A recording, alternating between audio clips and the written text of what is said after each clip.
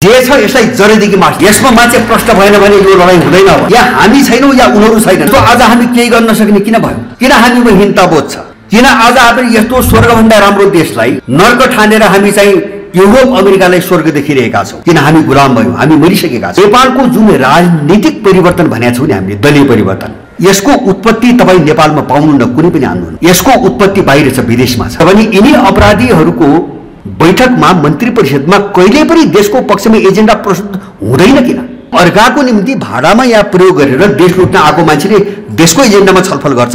राज्यले नैतिकता मान्दैन, राज्यले कानुन मान्छ, नैतिकता मान्दैन। हामीले कति बुझेका छौँ? यिनको कानुन मान्छे अपराधीलाई दण्ड दिने कानुन त छन्, तर मान्छेलाई अपराधी बन्न नदिने कानुन छैन। नेपाल बुझ्न पहिले दुनियाँ बुझ्नुपर्छ। यहाँका केही मान्छेलाई भाडामा प्रयोग गरेर यो सङ्कट सिर्जना गरेका छन्। यिनी चारवटा मुद्दाहरूलाई एकै ठाउँ जोडेर हामीले हेर्न सकेनौँ भने हामी अगाडि बढ्न मैले सम्भव देख्दिनँ। अहिलेको परिस्थिति पहिलो विशुद्ध होइन, यिनले सिध्याएर होइन, हामीले आफूले आफै सिधाइसकेका छौँ। यो डरलाग्दो दिशातिर हामी गयौँ। आज वार्ताबाट मिल्न सम्भव छैन। तर यिनी भाडाको अपराधीलाई धेरै मान्छेले चिनेन।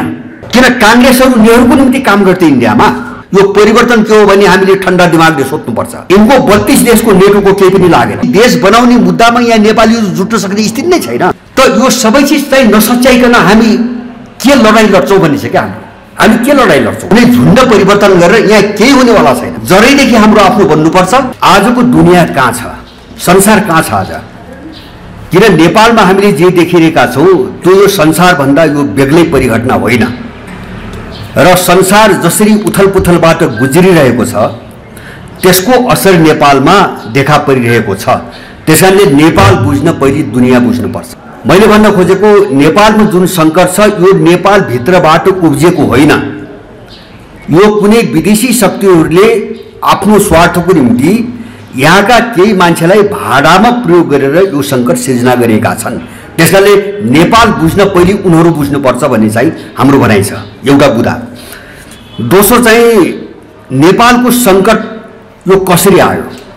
यो सङ्कट के हो? यो कसरी आयो? के कारणले आयो? कसको स्वार्थमा आयो? दोस्रो पाटो।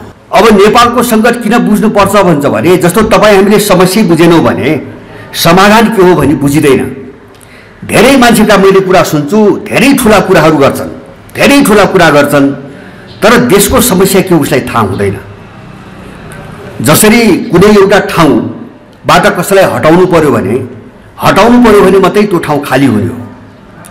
र हामीले सङ्कट नबुझिकन यसको समाधान यो हो हामी भन्न सक्दैनौँ। त्यो गफ हुन्छ अथवा त्यो गलत खालको समाधान हुन्छ। मेरो दोस्रो बुदा। तेस्रो चाहिँ मैले एकदम छोटो, हाम्रो दस्तावेज छ, धेरै लामो छ, तर मैले छोटो हामीले परिकल्पना गरेको समाधान के हो त? होइन, हामी कसरी यो देशको सङ्कट समाधान गर्ने सोचिरहेका छौँ। मेरो तेस्रो बुदा त्यो हुन्छ। र चौथो, यति कुरा गर्दा गर्दै पनि हामीले सफलता प्राप्त गर्न सकिरहेका छैनौँ किन? कारण के हो? होइन, हामी कहाँ फस्या छौँ त? ल हामीले बुझौँ, बुझाइमा पनि प्रश्नता आयो, हामी समाधान पनि बुझौँ, यसरी जानुपर्छ भन्ने पनि भयो, तर हामी रुमल्लिरहेछौँ। हामी एक ठाउँमा आउन सकिरहेका छैनौँ, जुट्न सकिरहेका छैनौँ, हामीसँग इच्छा शक्ति पैदा भइरहेको छैन। कारण के हो? यिनी चारवटा मुद्दाहरूलाई एकै ठाउँ जोडेर हामीले हेर्न सकेनौँ भने हामी अगाडि बढ्न मैले सम्भव देख्दिनँ। जो हामीले देखिरहेछौँ नि सडकमा आन्दोलन वर्षौँदेखि हुँदै आछन्, यिनी वर्षौँ चलिरहन्छन्, तर केही हुँदैन, केही हुने सम्भावना छैन। जस्तो अहिले जे भइरहेछ यसबाट पनि केही हुँदैन। केही हुँदैन भन्नुको मतलब यसको कामै छैन त्यो मैले भन्न खोजेको होइन। जस्तो यसले मान्छेलाई जगाइरहेछ, उत्तेजनामा ल्याइरहेछ, केही कुरो बुझाइरहेछ, यिनको भण्डाफोर भइरहेछ, तर हामी आफ्नो गन्तव्यमा पुग्न सक्दैनौँ। दुश्मन नाङ्गिएको छ, देश विरोधी शक्ति नाङ्गिएको छ, कमजोर भएको छ, तर त्यो मात्रै सफलता होइन। त्यो कमजोर भएको ठाउँ अर्को खराबले लिदियो भने अर्को समस्या आउँछ। त्यसकारणले त्यो जो खालीपन बढ्दै गएको छ यसमा अर्को खराब शक्ति नआओस् भन्नको निम्ति हामीले आफ्नो तयारी गर्नुपर्ने हुन्छ। यसको निम्ति म विषयमा जान्छु पहिले। जस्तो अहिलेको संसारमा छोटोमा 10-15 मिनटमा जस्तो संसार अहिले कहाँ छ भन्छ भने युगान्तकारी उथलपुथलमा छ। अहिले संसार जुन ठाउँमा छ यो गएको चाहिँ 3-4 हजार वर्ष अगाडिसम्म यो बीचको अवधिमा यो परिस्थिति दुनियाँमा देखिएको थिएन। अहिले जे छ मान्छेले बुझेको छैन। अहिलेको परिस्थिति पहिलो विशुद्ध होइन, अहिलेको परिस्थिति दोस्रो विशुद्ध होइन, अथवा आफ्नो सैन्य वर्चस्वको निम्ति, आफ्नो राजनीतिक वर्चस्वको निम्ति अथवा बजार कब्जाको निम्ति यो संसारमा उथलपुथल भइरहेको छैन। अहिले मैले भने यो युगान्तकारी परिवर्तन हो।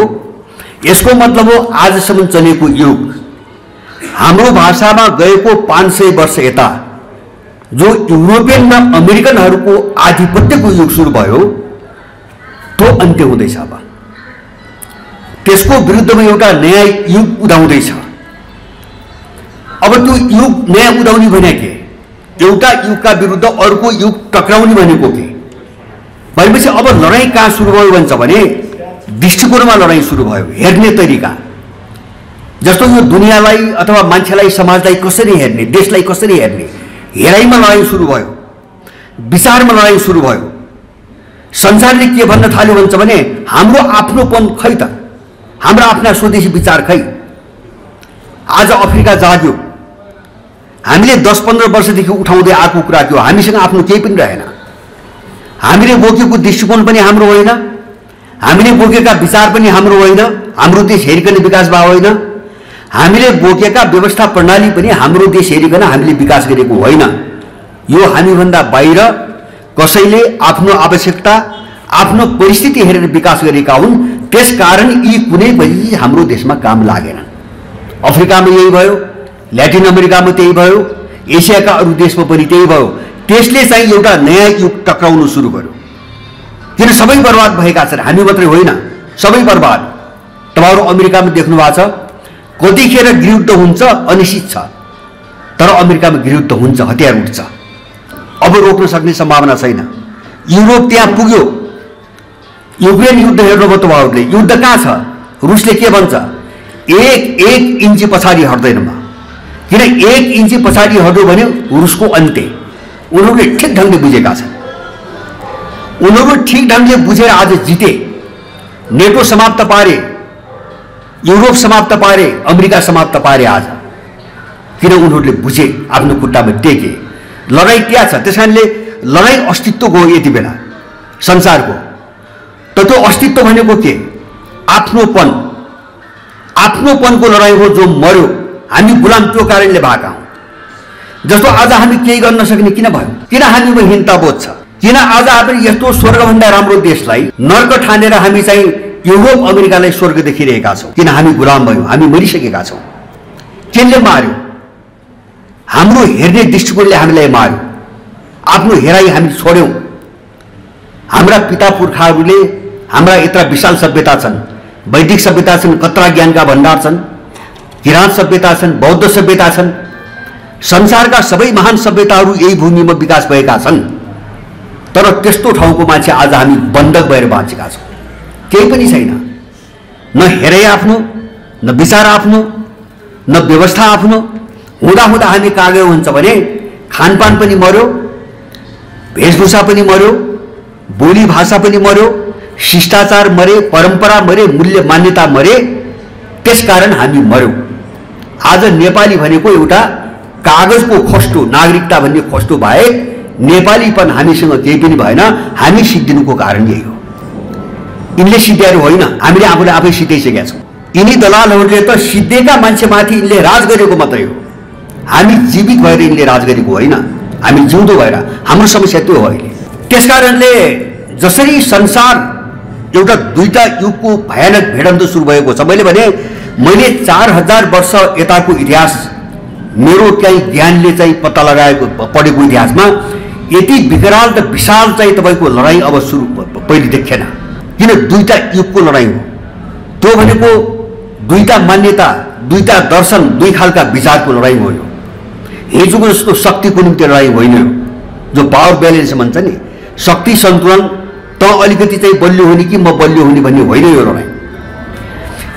त्यसकारणले अहिले विश्वमा जति पनि द्वन्द्व तपाईँ हामी अनुमान गरौँ, यो अस्तित्वको लडाईँ भएको हुनाले आफ्नोपन, आफ्ना मौलिकता, आफ्ना विचार, आफ्ना मान्यता र आफ्नो स्कुल अफ थट भनौँ, आफ्नो विचार पाठशाला, त्यसको लडाईँ भएको हुनाले त्यसको परिणाम आज के भयो भन्छ भने अब संसारमा जति पनि द्वन्द्व हुन्छन् ती कुनै पनि अब वार्ताबाट मिल्दैन। यो डरलाग्दो दिशातिर हामी गयौँ। आज वार्ताबाट मिल्न सम्भव छैन, किन एउटा पक्ष पुरानो पक्ष छ, आयातित अथवा चाहिँ पराधीन पक्ष छ अर्काको बोकेर बसेको, अर्को त्यससँग लड्ने पक्षले आफ्नोपनको कुरा गरिरहेको छ, सम्झौताको गुन्जाइस छैन यहाँ।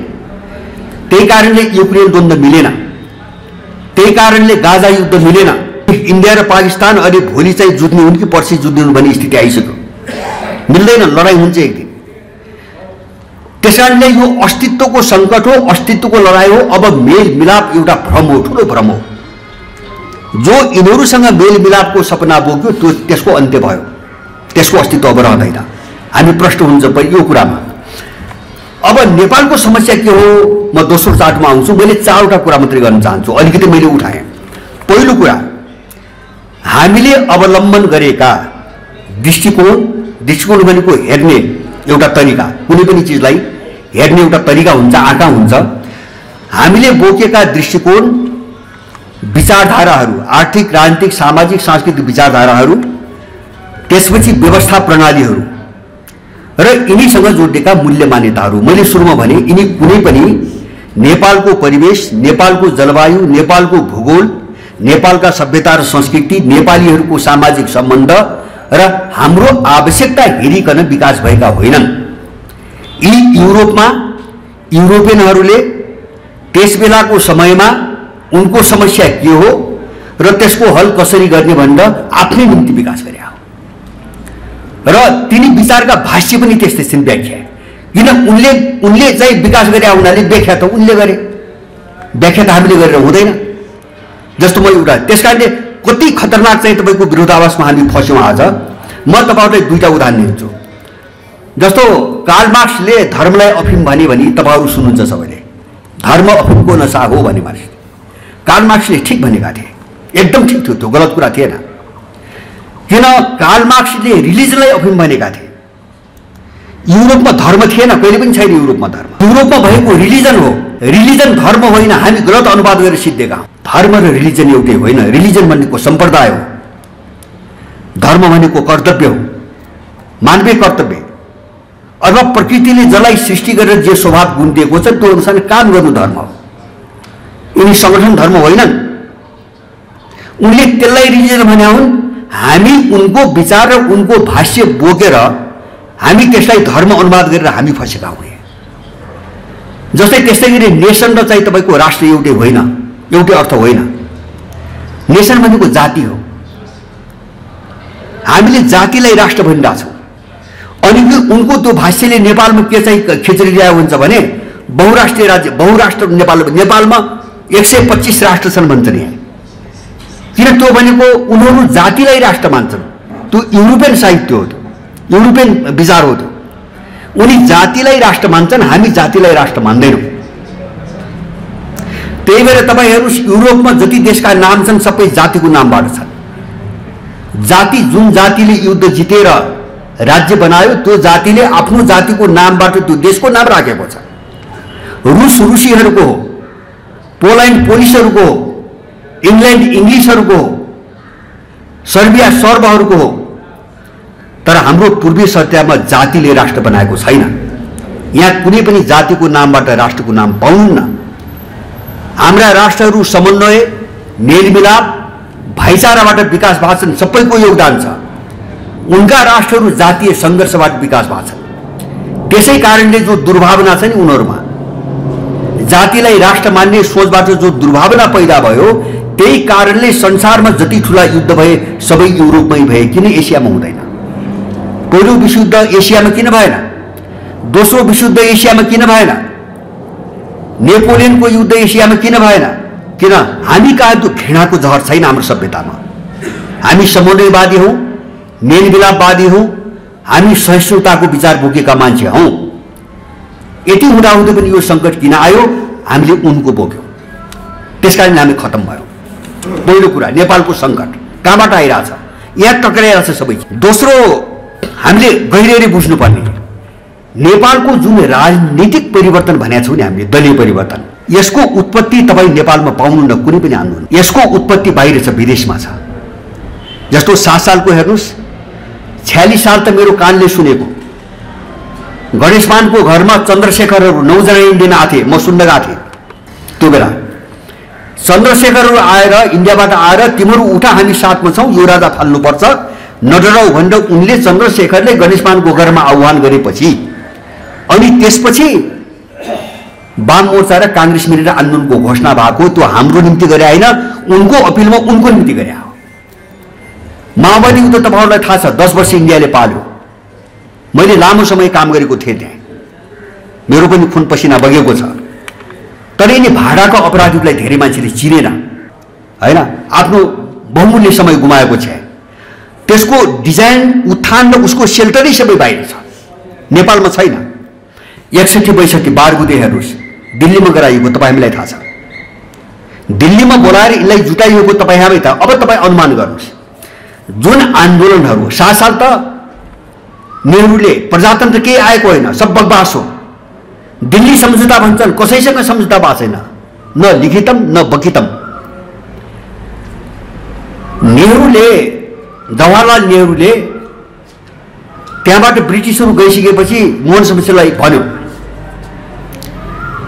काङ्ग्रेस हाम्रो मान्छे हो, उसलाई पनि सरकारमा लगा, सरकारमा मिलाऊ। बस जवाहरलाल नेहरूले काङ्ग्रेसलाई मोहन शमशेरको सरकारमा सामेल दिएको घटनालाई प्रजातान्त्रिक क्रान्ति भन्ने यहाँ भाष्य बनाए। यस्तो विडम्बना छ, किन काङ्ग्रेसहरू नेहरूको निम्ति काम गर्थे, इन्डियामा उनका मान्छे थिए। त्यसकारणले काङ्ग्रेसलाई सरकारमा पठाउँदाखेरि इन्डियालाई काम गर्न सजिलो हुने भयो, त्यसकारण पठाइयो। 46 सालमा चन्द्रशेखरहरू यहाँ किन आए भाषण गर्न राजा विरुद्ध? किन उनले मरिसमान र वीरेन्द्रलाई 6 बुरा प्रस्ताव पठाथे। त्यो प्रस्ताव मानिदिएको भए पञ्चायत कहिले पनि जाँदैन थियो, उनले भनेका थिए। मानेनन्, हामी देश बन्दकी राख्न सक्दैनौँ, सिधै इन्कार गरे। अब राजा अवरोध बनेपछि त्यो अवरोध खोल्नको निम्ति चाहिँ तपाईँको त्यो आन्दोलन उठाइयो 46 साल। त्यसपछि तपाईँ हेर्नुहोस्, गतिविधिबाट बुझिन्छ के भयो। त्यसपछि काङ्ग्रेसले सर्लकको उद्योगधन्दा बेचिदियो उनको मिसनमा, रणनीतिमा, किन उसले ल्याएको शक्ति थियो त्यो। एमाले भित्र चाहिँ मदन भण्डारी मारिदिए, माओवादी युद्ध सुरु भयो। तपाईँ 7 सालदेखि आजका दिनसम्म हेर्नुहोस्, म केही घटना मात्रै सुन्छु। यो परिवर्तन के हो भने हामीले ठन्डा दिमागले सोच्नुपर्छ। जस्तो 7 सालपछि हामीले सुनेका महत्त्वपूर्ण घटना के हुन्? भारतीय सैनिक मिसन 9 सालमा आयो, मातृकाले बोलायो नेपालमा इन्डियन सेना, काङ्ग्रेसको नेताले। अनि 18 ठाउँमा चेकपोस्ट राख्यो, इन्डियन सेना राख्यो। दोस्रो घटना के? नेपालमा आएर बसेका इन्डियनहरूलाई वंशजको आधारमा नागरिकता। दोस्रो घटना भीमदत्त पन्तको हत्या, त्यत्रो देशभक्तको। इन्डियन पुलिस बोलाएर, डल्लेधुरामा इन्डियन पुलिस बोलाएर भीमदत्त पन्तलाई मारिएको छ। अनि त्यसपछि घटना के? कोशी सम्झौता, कोशी बेचे, गण्डकी बेचे। ल यो भन्दा तिनले गरेको अर्को काम के हो कसैले भन्नुहोस् त, महत्त्वपूर्ण काम। अनि 47 सालपछि हेर्नुहोस्, उद्योग धन्दा बिक्री अनि काण्ड, लौजा, धमिया, चेजेर, पजेरो, मलकाण्ड, काण्डै काण्ड, देश लुट्ने। अनि जमिन प्लटिङ, कृषि जमिन प्लटिङ, हामी यही सुन्छौँ। अनि 63 पछि के? एमसीसी, एसपीपी, जन्मको आधारको नागरिकता, यही न हामीले सुनेको। अनि लुटका। त तपाईहरु एउटा गजबको कुरा के छ भने यिनी अपराधीहरूको बैठकमा मन्त्री परिषदमा कहिले पनि देशको पक्षमा एजेन्डा प्रस्तुत हुँदैन किन? यत्रो देशको संकट छ, यसरी मान्छे पलायन भएको छ, छलफल त गर्न सकिन्थ्यो नि, किन गरिदैन? हामी यही बुझिरहेका छैनौँ। किन गरिदैन भन्छ भने आन्दोलन अर्कैले गराएको, उसले भाडामा ल्याएको यो जत्थालाई, अनि अर्काको निम्ति भाडामा यहाँ प्रयोग गरेर देश लुट्न आएको मान्छेले देशको एजेन्डामा छलफल गर्छ। हामी त्यो आशा गरिरहेका छौँ। हामी कति गलत ढङ्गले बुझिरहेका छौँ इतिहासलाई, हामी त्यहाँ फसिरहेका छौँ। दोस्रो कुरा, तेस्रो कुरा हामीले देखेको के भन्छ भने, जस्तो मैले अलिकति नयाँ कुरो, हामीले यो संसार हेरेर नेपाल मात्रै होइन है, एउटा चौथो महत्त्वपूर्ण नेपालको सङ्कटको कुरा गर्दैछु मैले। अहिले संसार जे देखियो, तपाईँले कल्पना गरोस्, संसारभरि प्रजातन्त्र छ होइन, हामीले यसले भन्ने त्यही हो।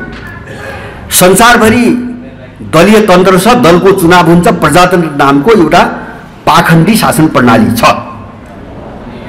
तर मैले अघि नै भने, तर संसार आगोको भुक्रोमा बसेको छ। संसार एउटा ठुलो बर्बादीको मुखमा पुगेको छ। यो के भनेको?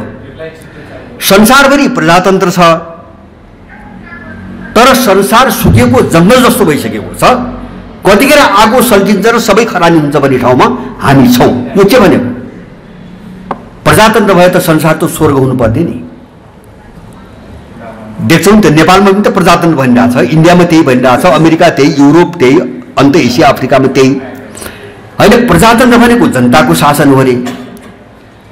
यसले चाहिँ तपाईँको सुख र समृद्धि ल्याउँछ अरे। तर संसार कतिखेर चाहिँ तपाईँको ध्वस्त हुँदै हुनेछ भने त्रासमा सबै बाँचिरहेका छन्। यसको मतलब के? हामी जसलाई जुन चिजलाई प्रजातन्त्र भन्यौँ त्यो एउटा घातक सोच थियो। हामी एउटा घातक सोचमा रमायौँ र त्यसले हामीलाई विनाशको डिलमा ल्यायो। आज दलीयता त्यो हो, दलीयता त्यो हो। दलीयता र प्रजातन्त्रको यो मोडेल म दुईटा कुरा मात्रै गर्छु अहिले, अनि हाम्रो निष्कर्ष दिन्छु मैले। जस्तो दलीयता भने के हुन्छ भने, यो प्रजातन्त्रको मोडेलमा दल सर्वोच्च हुन्छ, दलभन्दा माथि केही छैन, देश पनि छैन। सुन्नुहोस् है, देश किन मर्यो यसको कारण हामीले बुझ्नुपर्छ।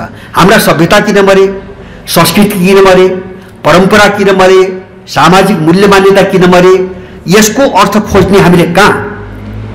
त्यो प्रजातन्त्रमा खोज्नुपर्छ हामी। यो प्रजातन्त्रमा दल सर्वोच्च छ, दलभन्दा माथि कोही छैन। दल कसको छ? माने जस्तो एउटा हामीले उदाहरण अस्ति देख्यौँ, विद्या भण्डारीले नागरिकता सम्बन्धी एउटा विधेयक रोक्नुभयो, सही गर्नु भएन। रामचन्द्र पौडेल आउनुभयो, विद्याको नाम किरमेट पारेर चाहिँ उहाँले सही गरिदिनु भयो। भनेपछि दलीयतामा राष्ट्रिय नीति हुँदैन, त्यहाँ दलीय नीति हुन्छ। त्यसकारणले मैले दल सर्वोच्च भनेको, राष्ट्रभन्दा दलमाथि छ होइन। एउटा राष्ट्रिय नीति हुन्थ्यो, राष्ट्रमाथि हुन्थ्यो, देशमाथि हुन्थ्यो भने त्यो विधेयकमा सही गर्न हुन्छ कि हुँदैन भन्ने एउटा नीति हुन्थ्यो। विद्याले नगर्ने रामचन्द्रले गर्ने भने के भने, देश चलाउने राष्ट्र चलाउने नीति भनेको दलको नीति। अब दल त फरक छन्, तिनका आफ्ना विचार पनि फरक छन्, सोच पनि फरक छन्, अनि यिनी फरकपनले सधैँभरि देश अस्थिरतामा घुमाइराखे। राष्ट्रका बारेमा, समाजका बारेमा, यहाँको मान्छेको बारेमा सहमति नहुने भयो। देश सधैँभरि अराजकता र अस्थिरताको शिकार भयो, नम्बर 1। दोस्रो कुरो, दल प्रजातन्त्र भनेको के भन्छ भने, प्रजातन्त्र जो हामी सुन्छौँ, भोगित रहेछौँ नि, यो पश्चिमाहरूले विकास गरेको प्रजातन्त्रको सिद्धान्त के हुन्छ भने, शक्तिका निम्ति सङ्घर्ष, शक्तिको निम्ति लडाइँ। जस्तो यहाँ भन्छ नि, चुनावमा धेरै सिट ल्याउनेले सरकार बनाउने, हार्नेले त्यसको विरोध गर्ने। एउटा त्यसको पाटो चाहिँ विरोध छ, सुरुसै गइरहने। एउटा त्यो प्रजातन्त्रको एउटा सिद्धान्त विरोध छ, एकले अर्काको विरोध। दोस्रो के छ, अधिकतम के, शक्ति हत्याउने, शक्तिमा पुग्ने। बस यो दुईटा भन्दा तेस्रो चिज छैन यसमा। मैले राजनीति शास्त्र पढेको हुँ, मैले पोलिटिक्सको व्याख्या सुनाउँछु तपाईँहरूलाई। अहिले पनि एमएमा बिएमा तपाईँहरू सोध्नुहोस्, राजनीति पढ्ने मान्छेले भन्छ पोलिटिक्स भनेको के भन्छन्, व्हाट इज पोलिटिक्स। उनको व्याख्या के छ पश्चिमाहरूको हुन्छ भने, पोलिटिक्स भनेको शक्तिका निम्ति गरिने सङ्घर्ष हो भन्छ। शक्ति र सङ्घर्ष दुईटा चिज छ, त्यही नै हो प्रजातन्त्र। अब तपाईँ कल्पना गर्नुहोस्, जुन व्यवस्था प्रणालीमा, जुन विचार प्रणालीमा शक्ति र शक्ति प्राप्त गर्नु निम्ति लड्ने कुराभन्दा तेस्रो चिज छैन, त्यसले दुनियाँमा शान्ति ल्याउँछ, त्यसले दुनियाँलाई स्थिर बनाउँछ, त्यसले कसैको विकास गर्छ, भलो गर्छ हो। जो अपराधीकरण भयो नि, कारण त्यहाँ छ।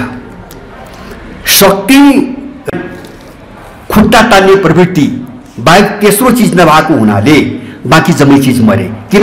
यिनको चाहिँ सिद्धान्तभित्र त्यो पर्दैन। धर्मनिरपेक्षता त्यहीबाट आएको छ। तर यिनको प्रजातन्त्र, यिनको राज्य प्रणालीले शक्ति बुझ्छ, धर्म बुझ्दैन क्या। मैले सिद्धान्तको कुरा गरेँ, यिनको कुरा गरेको होइन।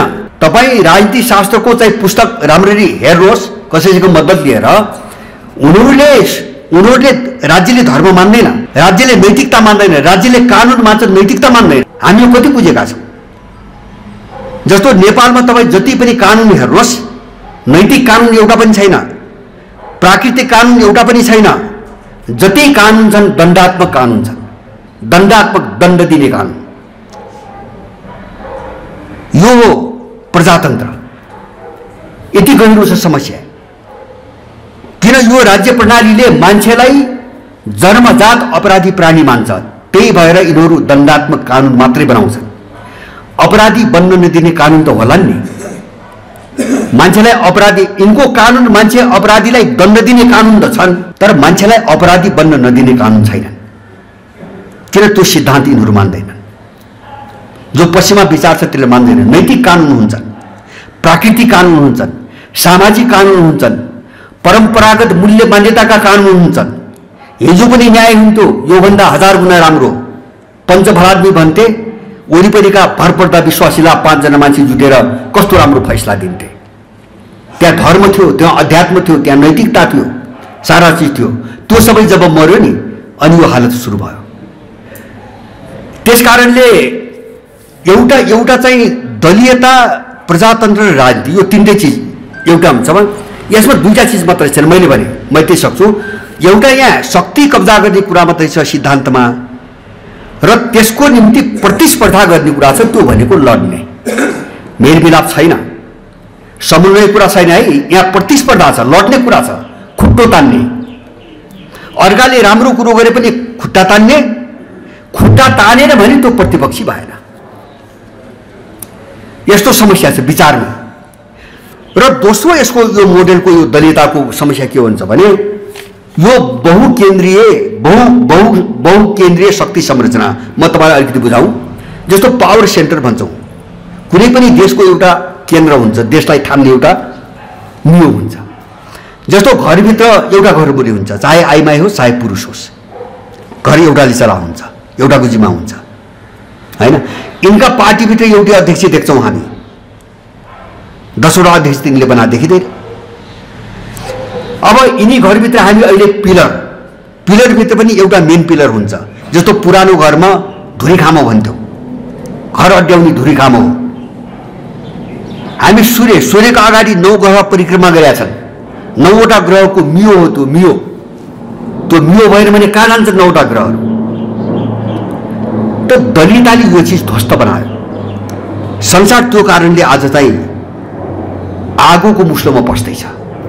अराजकता, मल्टी सेन्टर, माने एउटा मियो छैन यहाँ। जति दल छन् सबै मियो। मैले अघि नै भने नि, सबैका आफ्ना सिद्धान्तले, आफ्ना विचारले, एउटाले गरेको अर्को आउने बित्तिकै सबै रद्द गरिदिन्छ, उसको आफ्नो। अनि मियोको पो राष्ट्रपति, एउटा यत्रो देशको मियो 4-4 वर्ष 5-5 वर्षका बिचमा मान्छे मियो फेरेर कहीँ देश काम लाग्छ। त्यसैको शिकार भयो आज। दरबार हत्याकाण्डपछि हामी त्यसैको शिकार भयौँ। हो न, त्यो मियो भनेको त्यो राजा मात्रै हो भन्ने कुरा मेरो होइन। जस्तो इरान एउटा मोडेल हो अहिले दुनियाँको, मैले बारम्बार उठाएको छु। आयातुल्ला भनेको त्यो पद हो, राष्ट्र प्रमुख हो। ऊ एकचोटि मनोनित भयो भने त्यो आजीवन रहन्छ। उसले आचार संहिता उल्लङ्घन गरेन भने त्यो आजीवन रहन्छ। किन देशलाई स्थिर राख्नु पर्यो नि। रुसीहरू त्यही मोडेलमा गए। देख्दा त अहिलेसम्म पार्टीगत चुनाव भइरहेछ, तर उनीहरू स्थायी शक्ति केन्द्रको मोडालिटीमा गए। पुटिन 2036 सम्म चुनाव लड्ने बाटो खोले। अब उनी 36 सम्म बाँचे भने 2036 सम्म पुटिन नै राष्ट्रपति हो। चिनियाहरू त्यही मोडेलमा गए। तपाईँ हामी अर्को पाटोबाट जुन देशहरू यो बहुकेन्द्र देशका धेरै केन्द्रहरू बनाउने बाटोमा गए, तिनी सबै विरुद्धमा गए। हामी एकचोटि अहिलेको दुनियाँ पनि हेरौँ राम्ररी। युरोप ठुलो कलहको बिचमा चाहिँ फस्यो, अमेरिकाको मैले भने। तर जहाँ चाहिँ धेरै शक्ति केन्द्रहरूको अवधारणा अन्त्य भयो, उनीहरू विकासको मामिला, शान्तिको मामिला र आन्तरिक एकताको मामिलामा यति बलिया भए कि तिनलाई सिङ्गो पश्चिमी जगतले हल्लाउन सकेन। आज एउटा चीनले, एक्लो चीनले युरोप र अमेरिकाले हात दिइरहेछ, आऊ भनेर हात दिइरहेछ एउटा चीनले। युक्रेनको घटना भने मैले पुटिन काफी हो युक्रेनले। यिनको 32 देशको नेटोको केही पनि लागेन। कारण के? कारण त बुझ्नु पर्यो नि। कारण भन्दा पुटिनको आड त होइन नि त। हामी त कारण त त्यहाँ खोजेर पनि पुटिन बहादुर रहेछ भनेर उनको बहादुरीमा त्यो कारण खोजेर त भेटिँदैन। पुटिन त निमित्त पात्र हुन्। उनीहरूले जुन दिशा लिए त्यो दिशालाई नेतृत्व गरिदिने एउटा निमित्त पात्र हुन्, नेतृत्व हुन्। अहिले पुटिनको हिम्मतले त गरेको होइन। चीनले भन्यो ट्रम्पले कर लगाएपछि तँसँग जुनसुकै युद्ध गर्न पनि तयार छौँ, तर हामी झोक्दैनौँ। चिनियालाई डराउने तर्साउने गल्ती नगर। भिडियो छिन् गलेर अमेरिकै सिद्धनुपर्ने स्थिति आयो। त उनीहरूले सबै कोणबाट त्यो गल्ती सच्याइरहेछन्। त्यसकारण अगाडि बढे, बलिया भए, गल्ती हेरे उनीहरूले। हामी कहाँ फसेका थियौँ? त्यो अरूको चिज बोकेर हामी कहाँ फसिरहेका थियौँ? आफ्नोपन। मैले एउटा अन्तर्वार्ता 2 वर्ष अगाडि हेर्नुहोस्, त्यो मैले धेरै पटक उठाएँ, मलाई त्यो धेरै महत्त्वपूर्ण लागेको छ। इरानका रक्षा मन्त्रीको एउटा अन्तर्वार्ता थियो। उनले के भनेको थिए भन्छ भने यति बेला अमेरिका र इरानका बीचमा युद्ध भयो भने हामी जित्छौँ भने। अनि मलाई पनि अनौठो लाग्यो, इरानले कसरी जित्छ त? अमेरिकासँग युद्ध भयो भने इरानले कसरी जित्छ? मलाई पनि खुल्दुली लाग्यो। अनि उनको मैले व्याख्या पढेँ। उनी के भन्छन्, कति राम्रो तर्क दिन्छ भन्छ भने इरानसँग अहिले जे छ त्यो हाम्रो आफ्नो छ, मौलिक छ। हाम्रो विकास, हाम्रो आविष्कार सब हाम्रो हो, जसको कमजोरी अमेरिकालाई थाहा छैन। अमेरिका हाम्रो विकासभित्र पस्न सक्दैन, हामीले आफै डेभलप गरेको हो। त्यो हो शक्ति। मैले सुरुमा पनि आफ्नोपन, स्वदेशी विचार, स्वदेशी विकास भनेको शक्ति भनेको त्यही हो। किन दुश्मन त कहाँ घुस्छ भन्छ भने जहाँ घुस्ने पाल हुन्छ त्यहाँ घुस्ने हो।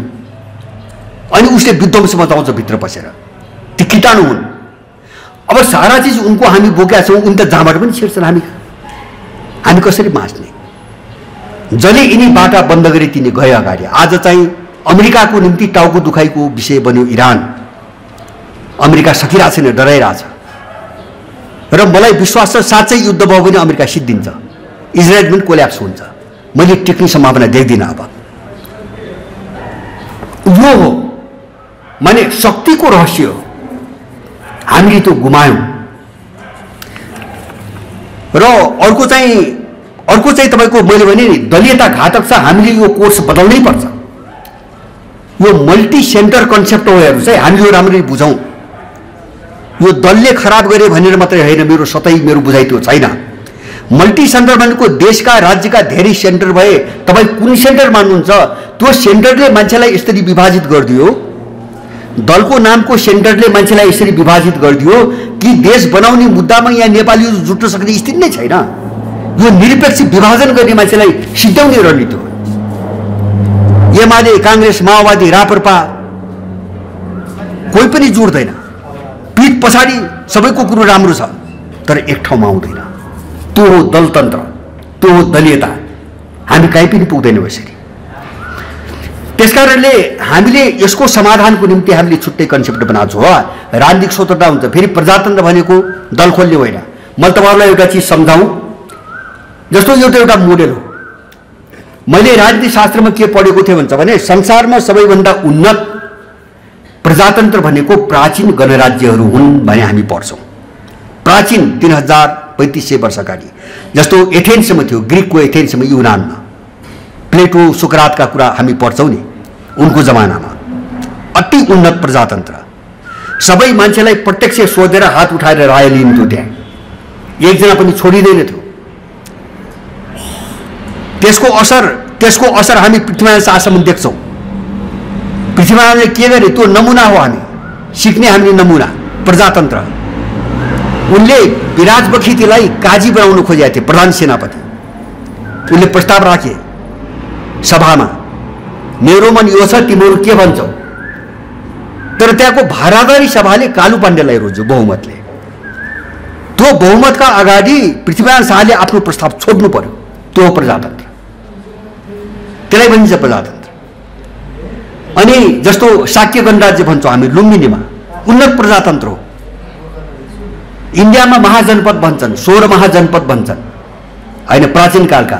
खोइ त्यहाँ त दल त थिएन, दलीयता त थिएन त्यहाँ त। तर आजको भन्दा उन्नत प्रजातन्त्र थियो। पनि प्रजातन्त्र भनेको के हो भन्छ भने 4-5 कुरा हामीले बुझ्नु हो। जहाँ देशको सार्वभौम सत्ता सुरक्षित रहन्छ, भौगोलिक अखण्डता सुरक्षित रहन्छ, राष्ट्रिय हित हुन्छ नम्बर 1। त्यो शासन कुनै पनि शासन प्रणालीमा जहाँ देशको सार्वभौम सत्ता सुरक्षित छ नम्बर 1। जहाँ मान्छे सुखी सुखी खुशी समृद्ध र सुरक्षित छ। नम्बर 2, जहाँ चाहिँ कसैलाई पनि भन्ने स्वतन्त्र अधिकार छ, राम्रो कुरो राख्ने र राज्यमा आफ्नो कुरो अगाडि बढाउने मान्छेलाई स्वतन्त्रता छ। वा जहाँ प्रत्येक मान्छेको रायलाई सम्मानजनक रूपमा सुनिन्छ र त्यसलाई लागू गरिन्छ। जुन शासन प्रणालीले त्यो देशका सभ्यता संस्कृति परम्परा मूल्यहरूको रक्षा गर्छ त्यो मात्रै प्रजातन्त्र हो। किन हाम्रा संस्कृति भने तपाईँ हामीलाई यिनी पण्डितहरूले बुझा जस्तो तपाईँको होइन त्यो घण्टा बजाउने चाहिँ पूजापाठ होइन। संस्कृति भनेको मान्छेको जीवन पद्धति हो, मान्छेको बाँच्ने कला हो। संस्कृतिभित्र उत्पादन प्रणाली पनि हुन्छ, संस्कृतिभित्र शासन प्रणाली पनि हुन्छ, संस्कृतिभित्र तपाईको सामाजिक प्रणाली पनि हुन्छ। हाम्रा पुर्खाले हामीलाई यहाँसम्म आउन जे दिए त्यो त जे दिए त्यहाँ अभ्यस्त भएर त्यो जीवन बाँचेर हामी यहाँ आएका हौँ। त्यहाँ त व्यवस्थित व्यवस्था छ, त्यहाँ व्यवस्था हो संस्कृति भनेको। त्यसको अर्थ के हो? समकृति, राम्रो कृति, राम्रो रचना।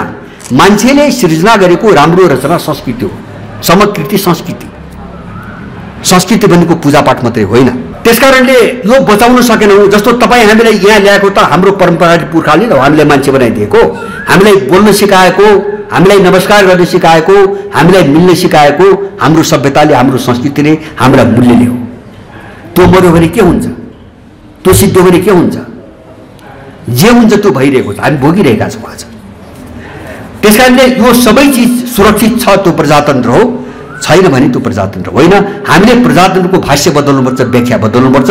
प्रजातन्त्र भनेको दलिता हो भन्यो आत्मघाती सोचबाट हामी बाहिर निस्कनै पर्छ, निस्किनै पर्छ। देश र त्यो देशको नागरिक र हाम्रो तर्फबाट थप प्लस त्यहाँको पर्यावरण, यो तीन सुरक्षित छ, सन्तुलित छ, त्यो प्रजातन्त्र हो। होइन भने त्यो प्रजातन्त्र होइन, यो ठगतन्त्र हो। मैले भन्छु यो गुलामी हो, यो गुलामी हो। किन मान्छेलाई छुट्याएर त्यो चुनावको नाममा मान्छेलाई छुट्याएर भ्रम पारेर एउटा चाहिँ पाखण्डी प्रक्रिया तपाईँको देखाएर मान्छेको मत लुट्ने र त्यो लुटेर चाहिँ तपाईँको अपराध गर्ने, यो मोडेल हो प्रजातन्त्र। संसारमा प्रयोग भएको त्यही हो। चुनावको बेला मान्छेले जे घोषणापत्र जारी गर्छ त्यो अनुसार काम भएको कुनै पनि देशमा तपाईँ रेकर्ड भेट्नुहुन्न, अपवादमा कुनै पनि देशमा भेट्नुहुन्न। हेर्नुहोस्, यस्तो ठगी हो प्रजातन्त्र भनेको। त यो सबै चिज चाहिँ नसच्याइकन हामी के लडाइँ लड्छौँ भन्ने छ क्या, हामी के लडाइँ लड्छौँ। र अन्तिममा मैले हाम्रो कुरा गर्दाखेरि मैले एउटा कुरा उठाउँछु। जस्तो अहिले विचारको कोणमा हामीले समाज केन्द्रित विचारधारा अथवा समुदाय जो हुन्छ नि समाज, यसलाई बलियो बनाउने विचारधारा हामीले विकास गर्नुपर्छ भनेका छौँ। हामीले इतिहासमा के देख्यौँ? दुई खालको विचारधारा खास। एउटा पुँजीवादी विचारधारा, त्यो व्यक्तिवादी विचारधारा हो। त्यसले व्यक्तिलाई सर्वोपरि मान्छ, शक्तिशाली बनाउँछ। अर्को मार्क्सवादी विचार हो, त्यसले वर्गलाई मात्रै बोक्यो, वर्ग मात्रै बोक्यो। त्यसको समस्या त्यो हो। त तपाईँ हामी त एउटै वर्ग मात्रै त छैनौँ नि, हामी व्यक्ति मात्रै त हुँदै होइनौँ। समाजमा बसेपछि एउटा व्यक्ति स्वतन्त्र व्यक्ति त हुँदै होइनौँ, हामी एउटा वर्ग पनि होइनौँ। यहाँ कोही खातापिता वर्ग होला, कोही गरिब होला, कोही मजदुर होला, कोही पुँजीपति होला। तो यो सबै मिलाएर एउटा कम्युनिटी हो, समाज हो। त्यो समाजलाई बलियो बनाउने विचारको समस्या भयो दुनियाँमा, हामीले उठाएको त्यो। त्यसैले समाज केन्द्रित विचार, जस्तो शासन प्रणाली पनि त्यही विचारमा ढाल्ने, अर्थतन्त्र आर्थिक विकास पनि त्यही विचारमा ढाल्ने। त्यही भएर हामीले सामुदायिक अर्थतन्त्र भनेका छौँ। सामुदायिक समाजले ह्यान्डल गर्ने अर्थतन्त्र भनेका छौँ हामीले। र अब यो सबै हाम्रो नयाँ छ भनौँ। मैले भन्छु छोटकरीमा म टुङ्ग्याउँछु। पहिलो हाम्रो आफ्नो विचार पाठशाला के हो त्यो टुङ्गो लाग्नुपर्छ। पहिले हाम्रो आफ्नो विचारशाला भनेको हाम्रो हेराइदेखि हामीले बोक्ने विचार, हामीले लागू गर्ने व्यवस्थाहरू र हाम्रा जीवन पद्धति हो। त्यो हाम्रो आफ्नो छ कि छैन? नेपाल र नेपाली हेरिकन विकास भएको छैन। यो लडाइँ नटुङ्गिकन यो आन्दोलन कतै पनि जाँदैन। हामीले देखेको भयो। किन यो गोलचक्रमा घुम्छ? किन घुम्छ भन्छ भने उनको घरमा बसेर हामीले त्यो घरको दाबी गरिरहेका छौँ। अर्काको स्वामित्वमा नाममा रहेको घरभित्र गएर यो मेरो हो भनिरहेका छौँ। जस्तो भन्छन् कि फटाहरू, व्यवस्था होइन अवस्था परिवर्तन गर्छन् नि फटाहरू। हाम्रो व्यवस्था भनेको यहाँ नेपालको समस्या सत्तामा कुनै व्यक्ति परिवर्तन गरेर समूह परिवर्तन गरेर कुनै झुण्ड परिवर्तन गरेर यहाँ केही हुनेवाला छैन। जरैदेखि हाम्रो आफ्नो बन्नुपर्छ, जे छ यसलाई जरैदेखि मार्दिनुपर्छ। यसमा मान्छे प्रश्न भएन भने यो लडाईँ हुँदैन। अब मैले सुरुमा भने यो अस्तित्वको लडाईँ हो। या हामी छैनौँ या उनीहरू छैनन्। मैले बुझेको यति हो। यहाँ बरु चाहिँ फलादमी पाराले कुरा गर्ने कोसँग मेलमिलाप, देश विरोधी शक्तिसँग मेलमिलाप, भाडामा प्रयोग गरेको एउटा पेशेवर अपराधीसँग मेलमिलाप, अर्काको निम्ति काम गर्न अर्कैले खडा गरेको मान्छेको मेलमिलाप, त्यो भने के? त्यो भनेको देश मार्ने, उसलाई बचाउने। कि उनीहरू छैनन् कि हामी छैनौँ, लडाईँ यति हो मैले बुझेको। किन हामीले पनि एउटा नारा छ, हाम्रो परिवर्तन युगान्तकारी परिवर्तन हो। हामीले त्यहाँ हाम्रो नारी छ, राष्ट्र पहिलो, युगान्तकारी परिवर्तन र पुनर्जागरण आन्दोलन। यो तीनटा नाराले हामीले यही समेटेका छौँ। एउटा युगान्तकारी परिवर्तन भनेको जरैदेखिको लडाईँ हो हाम्रो। यिनको जे छ जरैदेखि हामी स्वीकार गर्दैनौँ। दोस्रो हामीले भनेका छौँ पुनर्जागरण आन्दोलन। हामीले आफ्ना सबै गुमाइसकेका छौँ। यसलाई फेरि पुनर्जागृत गरेर स्थापित गर्ने हाम्रो लडाईँ, हाम्रो आफ्नोपन मौलिकता जो मैले भने जोसो लडाईँ। किन हाम्रो टेक्ने त जब त्यही हो नि त। कहाँ टेकेर लड्नुहुन्छ त? अब आफ्नो केही पनि छैन, कहाँ टेकी लड्नुहुन्छ त? उनका घरमा बसेर लड्ने। र तेस्रो राष्ट्र पहिलो भने मैले भनेपछि राष्ट्र मारे यिनीहरूले, राष्ट्रलाई तल राखिदिए, दल सर्वोपरि भयो, राष्ट्र चाहिँ तपाईँको त्यसको अधीनमा भयो, राष्ट्र मर्यो। यो उल्टाउनु पर्छ। अब राष्ट्रभन्दा माथि न दल न राजा, राजा पनि हुँदैन अब। अथवा चाहिँ जो राष्ट्र प्रमुख बन्छ अब त्यो पनि हुँदैन। त्यो राष्ट्रको एउटा सदस्य अधीनमा रहनुपर्छ सबै। राष्ट्रको हितलाई मार्ने गरी कुनै पनि नीति, सिद्धान्त, विचार, विधान बनाउन अब चाहिँ पाइँदैन। त्यस्तो खालको नीति हामी बनाएर अगाडि जानुपर्छ भन्ने चाहिँ हाम्रो सोचाइ हो।